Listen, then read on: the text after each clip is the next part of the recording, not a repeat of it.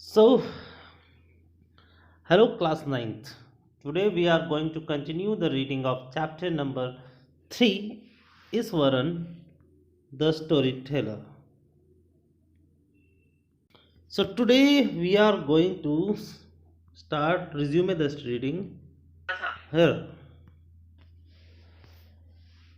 It would be lunch time. ये वाला paragraph शायद हमने कर लिया था. We'll go forward on the next piece of reading. His own descriptions were greatly influenced by the Tamil authors that he read.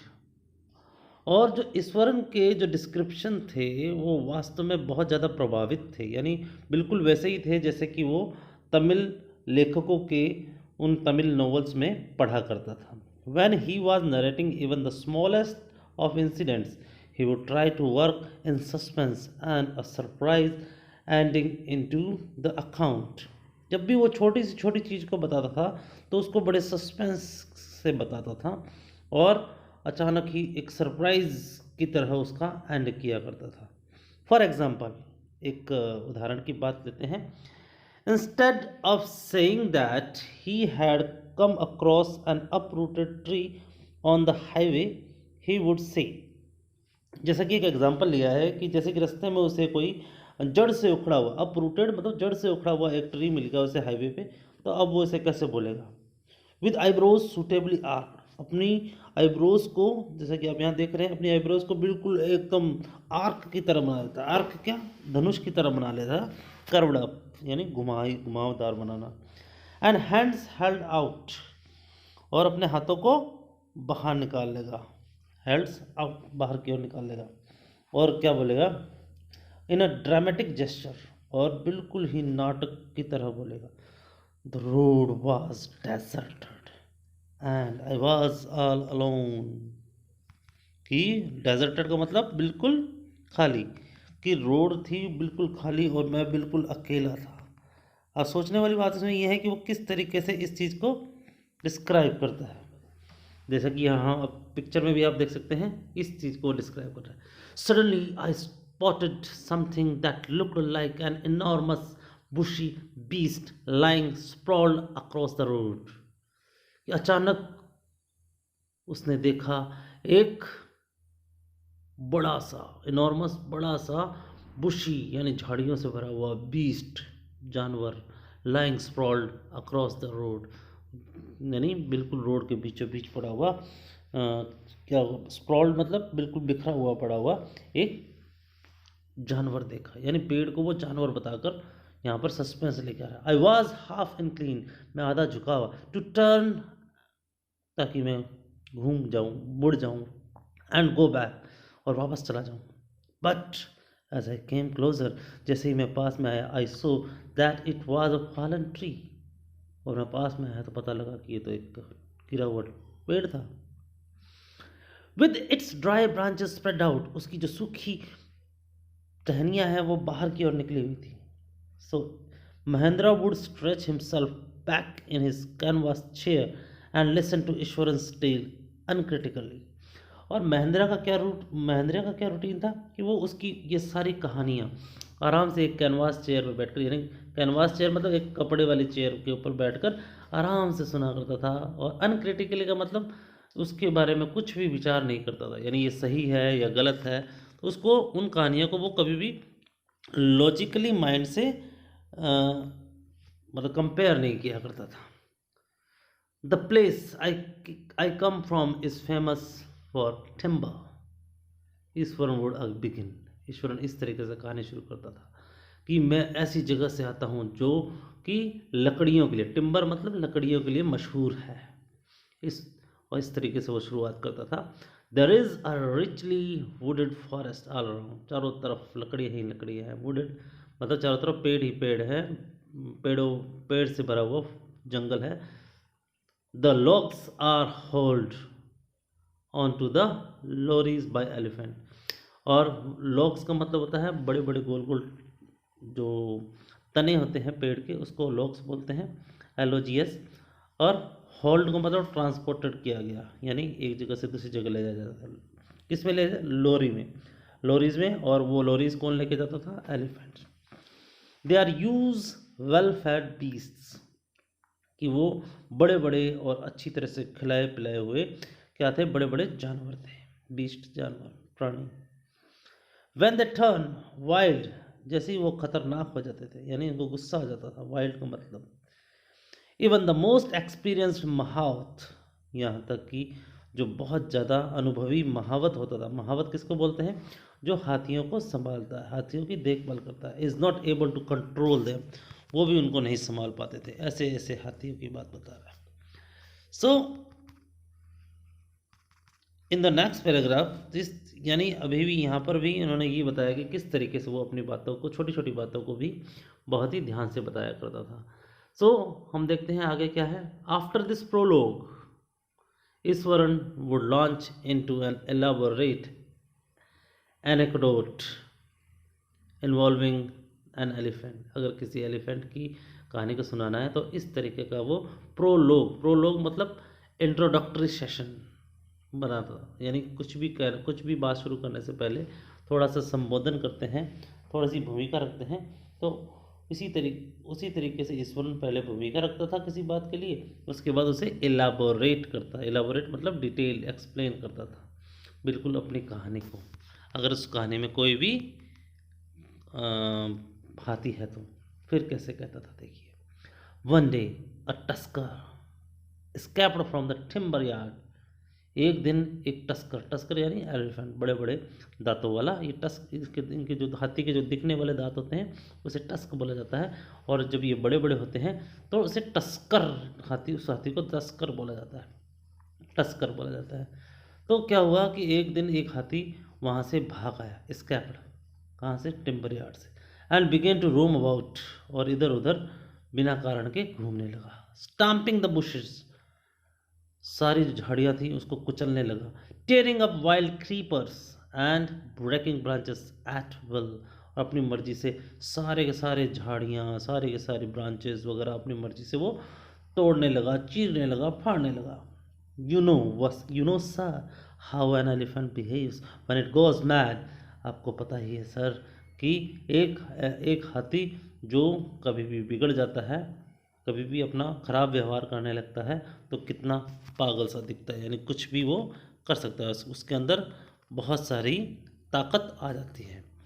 Eswaran would get so caught up in the excitement of his own story that he would get up from the floor and jump about, stamping his feet in emulation of the mad elephant. Eswaran अपनी कहानी सुनाते सुनाते इतना ज़्यादा excited होता था कि वो खुद खड़ा हो जाता था ज़मीन से और जंप करता था, बिल्कुल वैसे ही जैसे कि उसी की नकल करता था जैसे कि कोई हाथी, वो खुद हाथी हो, उस तरीके। स्टाम्पिंग हिज फीट, यानी अपने पैर को क्या करता था? आवाज़ से जोर से नीचे की ओर पटकता था। एफर्ट, एम्यूलेशन का मतलब है एफर्ट टू मैच और surpass a person achievement typically by imitation, यानी कुल मिला के नकल करता था कि एक पागल हाथी किस तरीके से पैर नीचे मारता हुआ, उस तरीके से। The elephant reached the outskirts of our town breaking the fences down like match sticks, he would continue, और अपनी बात को वो आगे जारी रखता है कि हाथी आगे बढ़ता है कहाँ पर? टाउन के बाहरी जगह, आउटस्कर्ट्स मतलब बाहरी जगह में बढ़ता है और तोड़ता जा रहा है। क्या तोड़ता जा रहा है? ब्रेकिंग, तोड़ता जा रहा है फेंसेस। फेंसेस का मीन्स सारी बाउंड्रीज को, बाउंड्रीज बोलते हैं फेंसेस को। बिल्कुल किसकी तरह? जैसे कि मैच स्टिक्स को तोड़ रहा हो। इतनी ताकत भरी पड़ी थी इसके अंदर, यानी उसकी ताकत का एक्सप्लेनेशन कर रहा है यहाँ पर Eswaran. So will go forward. So here we get all the boys ran into the classroom and shut the doors tight. सभी लड़कों ने क्या किया? अपने भागकर वो क्लासरूम में चले गए और दरवाजे को कस के बंद कर लिया। द बीस्ट ग्रंटेड, ग्रंटेड मतलब नाक से आवाज़ें निकालना, एलिफेंट ने नाक से आवाज़ें निकाली। एंड वांडर्ड अबाउट, और आसपास घूम रहा था। Pulling out the football goal post, और उसने फुटबॉल का गोल पोस्ट को भी उखाड़ कर बाहर कर दिया। Tearing down the volleyball net और वॉलीबॉल का जो नेट था वो भी उसने क्या कर दिया, चीर दिया। Kicking and flattening the drum kept for water, वहाँ पर पानी के लिए जो वाटर ड्रम रखा था उसको भी उसने पिचका दिया, फ्लैटनिंग पिचका दिया। एंड अपरूटिंग द श्रब्स, और वहाँ आसपास जितनी भी झाड़ियाँ वगैरह थी वो सारी उसने पिचका दी, और सॉरी उखाड़ दी, फेंक दी, खराब कर दी। Meanwhile all the teachers had climbed up to the terrace of the school building, तो स्कूल बिल्डिंग के टेरेस पे सभी टीचर्स वगैरह सब चढ़ गए। From there they helplessly watched the depredation of the elephant, और उन्होंने वहाँ पर असहाय की तरह, हेल्पलेस की तरह वहाँ से देखा कि किस तरीके से एलिफेंट ने वहाँ पर क्या किया था, अटैक्स, जो जिस तरह आक्रमण कर रहा था, which are made to destroy the something, यानी किस तरीके से वो सारी चीज़ों को बर्बाद कर रहा था। डिप्रिडेशन मतलब बर्बाद करना किसी किसी भी चीज को। There was not a soul below on the ground, कोई भी जमीन पर नहीं था। नॉट अ सोल का मतलब कोई भी आदमी नहीं था। The streets were empty as if the inhabitants of the entire town had suddenly disappeared, सारी गलियां एकदम खाली पड़ी थी, जैसा कि लग रहा था। इनहेबिटेंट्स मतलब सारे निवासी, वहाँ पे रहने वाले लोग, वो कहाँ गायब हो गए, कहीं गायब हो गए हैं, ऐसा महसूस हो रहा था। So I was studying in the junior class at that time, वो उस समय जूनियर क्लास में, जूनियर क्लास मतलब पहले से पाँचवीं के बीच में, that time, and was watching the whole drama from the rooftop, और मैं भी छत के ऊपर खड़ा होकर ये सारा का सारा जो नाटक था वो देख रहा था। I don't know what came over me suddenly, पता नहीं क्या हो गया मुझे।